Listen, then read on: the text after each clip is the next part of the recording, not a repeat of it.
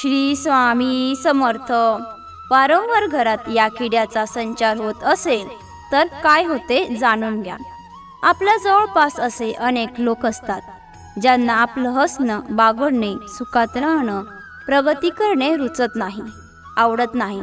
असे लोक तोंडावर तर काही बोलत नाहीत, मात्र पाठीमागे काहीतरी करणी बाधा, काळी जादू, तंत्रविद्या असे अनेक प्रकार करवतात की ज्यामुळे आपल्या घरात अचानक आजारपण वाढणे, लहान मुलं किरकिर करणं, आपला जो उद्योग व्यवसाय आहे त्यातून आपल्याला पैसे येतात तो पैशाचा स्रोत अचानक मंदावणे, पैसे अचानक कमी येऊ लागतात आणि कधी कधी तर ते पूर्ण बंद होऊन जातात. तुम्ही जो काही व्यवसाय करता त्यातून जो काही पैसा कमवताय तो येणारा पैसा थांबतो. घरामध्ये सतत वादविवाद होऊ लागतात. जे तुम्ही सुखामध्ये अगदी पती पत्नी असेल आनंदाने एकमेकांसोबत राहत होता, तुमच्यामध्ये विदुष्ट होऊ लागतात. लहान सहान कारणांमुळे तुम्ही भांडू लागता. तुमचं घर मोडकळीस येतं, बर्बाद होऊ लागतं. आता हे सगळं काही अचानक होत नाही. या निसर्गाकडून आपल्याला असे काही संकेत वेळोवेळी मिळत असतात जे सांगतात की आपल्यावर, आपल्या घरावर, घरातील लोकांवर, लहान मुलांवर कुणीतरी काहीतरी बाधा उत्पन्न करत आहे आणि ते संकेत देण्याचा निसर्ग प्रयत्न करतो. आता हे संकेत समजून घ्यायचे की नाही हे आपल्यावरती आहे.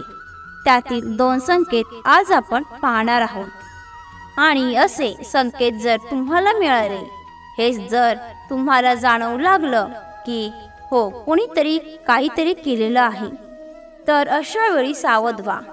एक अत्यंत प्रभावशाली उपाय सांगते. हा उपाय अगदी लागलीच त्याच दिवशी जेव्हा तुम्हाला समजेल, अगदी त्याच दिवशी तो उपाय करून टाका. संकेत नंबर 1. आपल्या घरामध्ये जर काळ्या रंगाचा भवरा असेल, ज्या प्रकारे घरमाशी असते, मधमाशी असते किंवा गांधील माशी असते, त्या प्रकारे त्याच्याहूनही मोठा जाडसर असा काळ्या रंगाचा भोंगा असतो. त्याचा रंग चमकदार असतो. थोडासा मोरपंखी दिसणारा काळपट असा हा भवरा जर आपल्या घरामध्ये असेल, आपल्या घरामध्ये अंगणात असेल, अंगणात तुम्ही काही झाड लावली, त्या झाडावरती बसू दे. आता तुमच्या घरामध्ये जर हा भवरा येत असेल तर लक्षात ठेवा, भवरा हा एक असा कीटक आहे ज्या ठिकाणी नकारात्मक ऊर्जा असेल, ज्या ठिकाणी कुणी काही केलेलं असेल, बाधा असेल, निगेटिव्ह एनर्जी असेल, नकारात्मक स्पंदने असतील, त्या ठिकाणी हा भवरा आकर्षित होतो. अन्यथा तो बागेमध्ये झाडांवर, फुलांवरती वगैरे तुम्हाला उडताना दिसून येईल. मात्र जर एखाद्या घरावरती, एखाद्या व्यक्तीवर जर काही क्रिया झालेली असेल तर त्या ठिकाणी हा भवरा 100% जातो. जर तो आसपास असेल तर त्या बाधा झालेल्या वस्तूकडे तो आपोआप आकर्षित होतो. तुमच्या घरात जर भवर आला तर सावध व्हा. थोडंसं निरीक्षण करा की आपल्या घरामध्ये, घरातील लोकांच्या व्यवहारामध्ये, वागण्यामध्ये काही बदल होऊ लागलेले आहेत का? घरामध्ये जी संपत्ती, जे धन येत होतं, त्या धन येण्याच्या स्रोतांमध्ये किंवा धन येण्याच्या प्रमाणामध्ये काही कमी तर झालेली नाही ना? मित्रांनो, तुम्हाला 100% दिसून येईल की काही ना काहीतरी बाधा तुमच्या घरात उत्पन्न होत आहे. संकेत नंबर 2. जास्वंदीचे फूल आहे, त्याचे अनेक रंगाचे जास्वंद तुम्हाला दिसून येईल. पांढऱ्या रंगाची जी जास्वंदी आहे, सफेद रंगाचं जास्वंदाचे रोपटं आपण आपल्या घरामध्ये घेऊन या आणि त्याला आपल्या घराच्या बाल्कनीमध्ये, अंगणामध्ये, हॉलमध्ये किंवा शक्यतो घराच्या आतमध्ये ठेवा. 24 तास त्याला आपल्या घरामध्ये असू दे. त्याला पाणी वगैरे द्या. जर हे पांढरे जास्वंदीचे रोपटं 24 तासांच्या आत सुकलं, पाणी देऊन सुद्धा, सूर्यप्रकाश मिळून सुद्धा जर ते सुकलं, तर लक्षात ठेवा, जास्वंदीचे हे पांढऱ्या रंगाचं रोपटं असतं. ज्या वेळी कुठेतरी काहीतरी बाधा उत्पन्न होतात, काहीतरी नकारात्मक शक्ती कुणीतरी आपल्यावरती काही करू लागते, त्या वास्तूमध्ये हे रोपटं तग धरू शकत नाही.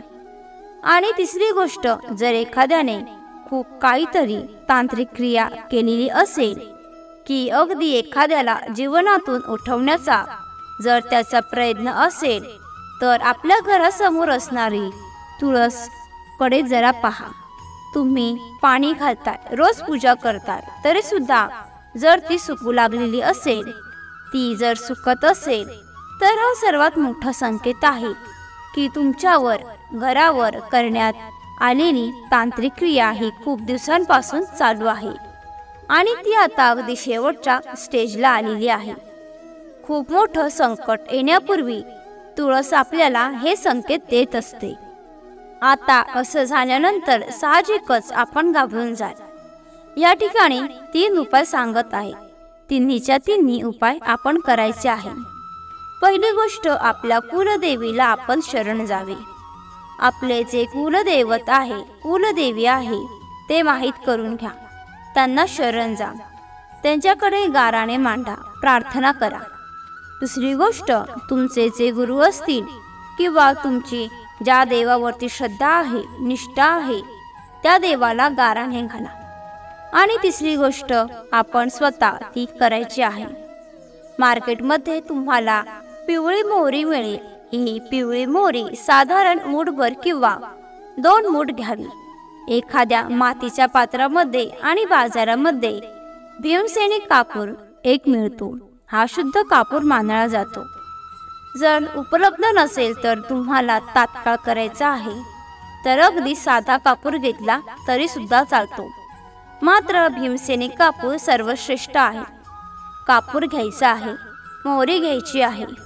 दोन्ही वस्तू व्यवस्थित एकत्र करा.